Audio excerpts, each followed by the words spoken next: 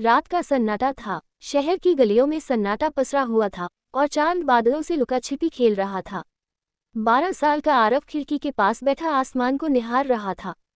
उसकी माँ को गुजरे हुए 2 साल हो गए थे, लेकिन उसकी आंखें आज भी उसी दरवाजे की ओर देखती थीं जहां से माँ कभी लौटकर नहीं आई। एक रात कुछ अजीब हुआ। दरवाजे पर धीमी सी दस्तक हुई। डरते डरते आरव ने दरवाजा खोला और उसकी आंखें चौंधिया गईं।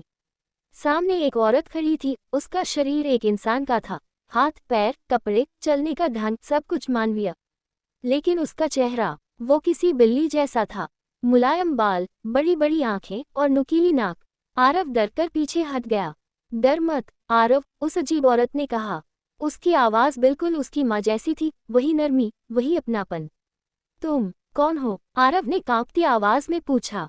मैं वही हूँ जो तू हर रात याद करता है, तेरी माँ, वो बोली। पर माँ तो? आरव की आंखों से आंसू बहने लगे। हाँ, मैं अब वैसी नहीं रही। जब आत्माएं लौटती हैं तो उन्हें वैसा रूप मिलता है जैसा उनके अपनों के दिल में छुपा होता है। तुझे याद है, तू जब उदास होता था तो अपनी माँ और पालतू बिल्ली गुल्ली को साथ याद करता था।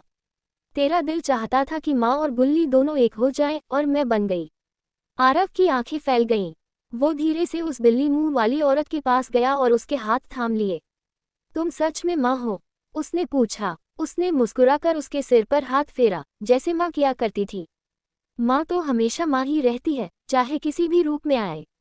उस रात आरव ने फिर से चैन की नींद ली।